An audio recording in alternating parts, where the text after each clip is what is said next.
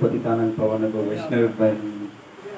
আসলে আমি জানি না যে গোপালপুর আজকে যে আবির্ভাব তিথি, হঠাৎ গ্রুপে মেসেজ পাইছি যে কালকে হঠাৎ দেখি যে আজ গোপালপুর আবির্ভাব তিথি।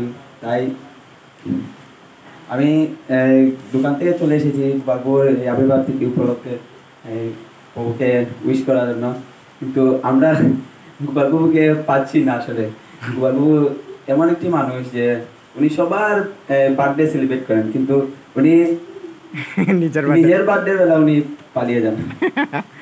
আসলে উনি এমন একজন মানুষ যে নিজের বড় ভাইয়ের মতো আমাদেরকে ইয়ে করেছেন, যে বড় ভাইও আমাদেরকে এরকম বলবে না, এরকম গাইড দিবে না যেভাবে গল্প আমাদেরকে গাইড দিয়েছেন। তবে ভক্তি জীবনে ফার্স্ট পরিচয় বলতে গোপালপুরই ছিলেন আমাদের মন্দিরের।